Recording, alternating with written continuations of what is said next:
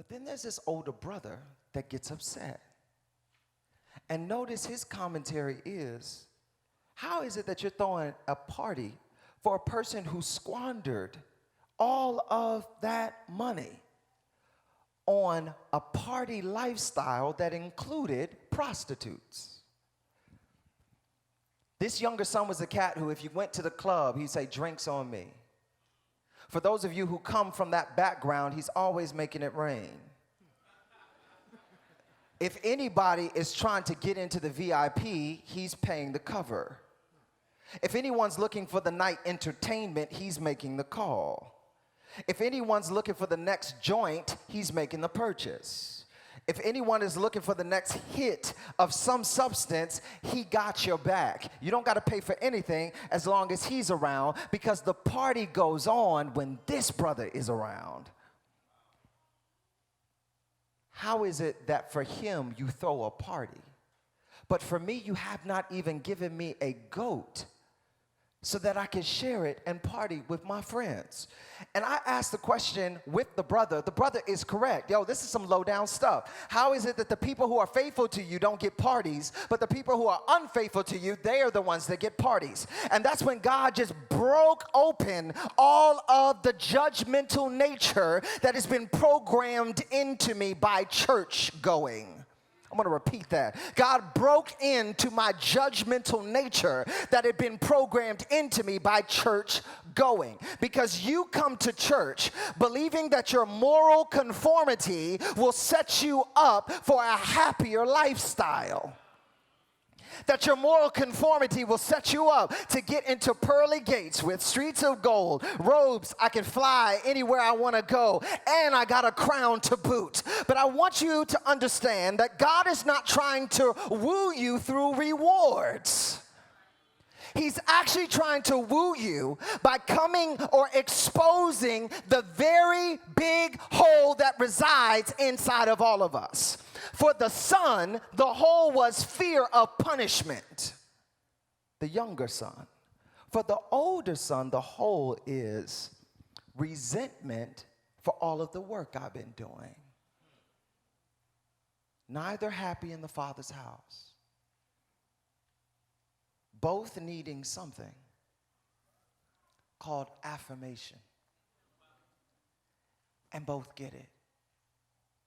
To the son who is grappling with his past, God embodies his welcome by throwing a party. For the son who's grappling with the certainty of his future, he tells him, everything that I have is already yours. He supplies both sons in the story with the very thing that's causing them to resent God. And I want to suggest that here today there are these two brothers sitting right here in this congregation. Gender aside, there are two types of believers at all times that are grappling with the love of the Father. It's the one that says, I am grappling with my past, or the one that's trying to secure a bright future. And both paths will lead you to resent God.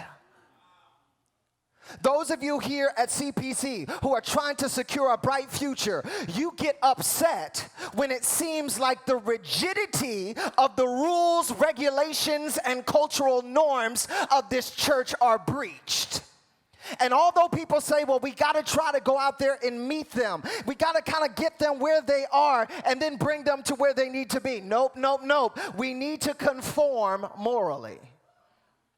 But then for the other side, those of you who fear punishment for your past, you lament the fact that you went on a journey of self-discovery.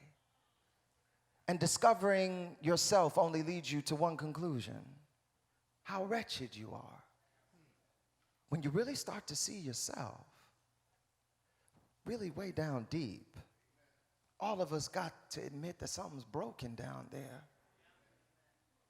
And that brokenness leads you to squander all the blessings that are at your fingertips. So because you squandered your blessings, you fear punishment. And the other side, because you've conformed and sacrificed so much, you think God owes you something. Both brothers have beef with God. God doesn't have beef with either son.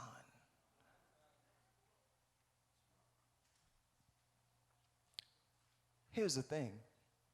Did you notice that the older brother said, you haven't even given me a goat to celebrate with my friends? Now, the size of the animal denotes the size of the crowd. The brother has already told us that a goat alone is enough to celebrate one son. Brace yourself. This is going to hit you really hard. One goat is enough to celebrate a son. But the story says that the father calls for the fattened calf.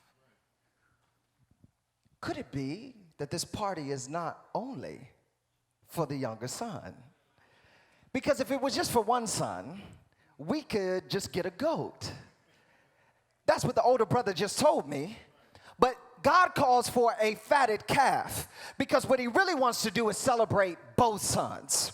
He wants to look at the older son and say, listen, I want to give you some major thanks for hanging in there with me through these rough years, for sticking it out with me in the vineyard, doing all of this hard work. I want to call you into a space of celebration. And into the younger brother, he says, and listen, I know you think I'm going to leave you out, but I'm actually going to put on the robe that we reserve for the guest of honor. I'm going to give you a new outfit, some new shoes, and some new bling, and I'm going to throw you a party. And I want both of y'all to come in so that all of the countryside can see how proud I am of both of my sons. But both sons have an issue coming into the party. Neither of them feel comfortable. One comes in feeling undeserving. The other stays outside believing that there's some great injustice that has been done. And all God is trying to say is, let the party begin. When will the people of God begin celebrating not what you have sacrificed or not what you've had to come back from, but celebrating the unchanging, unmoving, and matchless love of your Father?